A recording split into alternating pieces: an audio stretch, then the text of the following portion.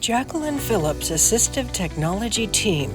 Typical students access information in a lot of different ways, but kids who can't see need interventions to access the same information. And assistive technology provides those interventions by whether it be magnification or tactile or audio description, they're receiving the same information as their sighted peers. Quentin Williams, Access Technology Specialist. The assistive technology team is comprised of specialists, teachers, aides, and other team members who all help to facilitate checking out equipment, managing that equipment, and troubleshooting the equipment as well. The Accessible Learning Materials Center, a row of 3D printing machines, makes high-quality materials that aren't standard in a classroom, so they 3D print them, they laser cut them. The alphabet in Braille. And they make individualized, adapted materials to supplement their education in their classrooms. So it's a pretty awesome team.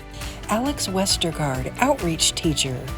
I can't imagine life without this assistive technology team. Like, being an educator and having this resource is, I mean, it changes the way that I work with my students. Like, I can see more students, and I can also provide more, I can provide more resources to them in a more timely manner. Some of our students need both high-tech and low-tech. Some need both, depending on what subject they're in. News video shows Cammie with a tactile map. If this is a geography class where they're trying to learn a map and we need a tactile map, that's pretty low-tech.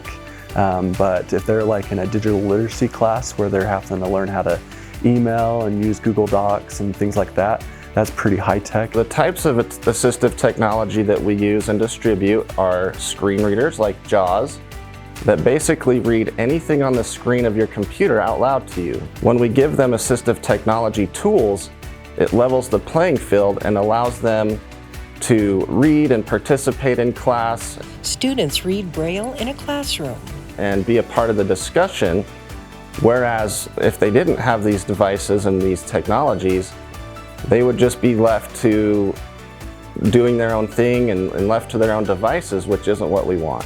I think the programs here at the Utah Schools for the Deaf and Blind are extremely empowering for our teachers, and the different technologies and the different services that we provide through professional development, showcases, or other kind of conferences are amazing, and there's no other educational institution in the state that offers the type of programs that we do.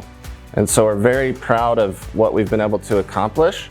Our team has grown significantly in the last couple of years and will continue to do so as the demand gets higher and higher. Video shows electronic devices. We're in a digital era, and without assistive technology, our students would get left behind, and that's the last thing we want. We want them to be empowered, and we want them to have high expectations for themselves. One of the things that we've been working really hard on in the assistive technology team is to provide a way for people to interact with us through our website and our dashboard.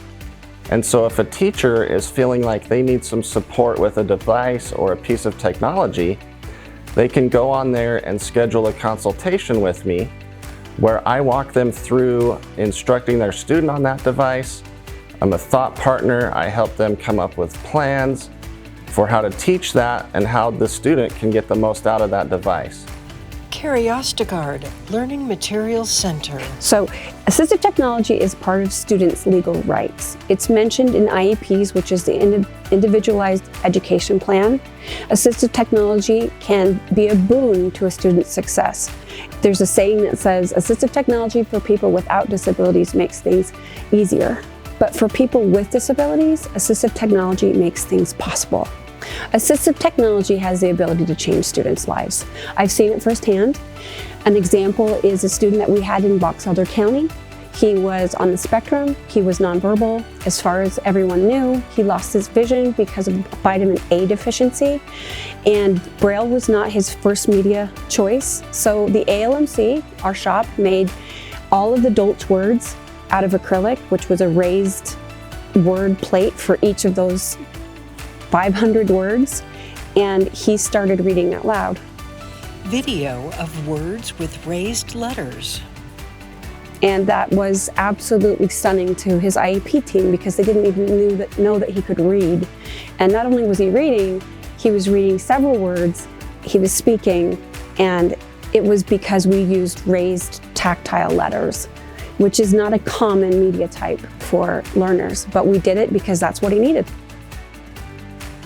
It was amazing. We serve the entire state of Utah, including 3% districts. So TVIs across the state, regardless of their contract with USB, have access to our help. A TVI is a teacher of the visually impaired. We do professional development. We offer many trainings throughout the year. They can sign up and get Midas credit for it. And we're happy to do that because we are a state resource. AT devices in the hands of students that need them improve outcomes and change lives. The USDB logo and the URL usdb.org.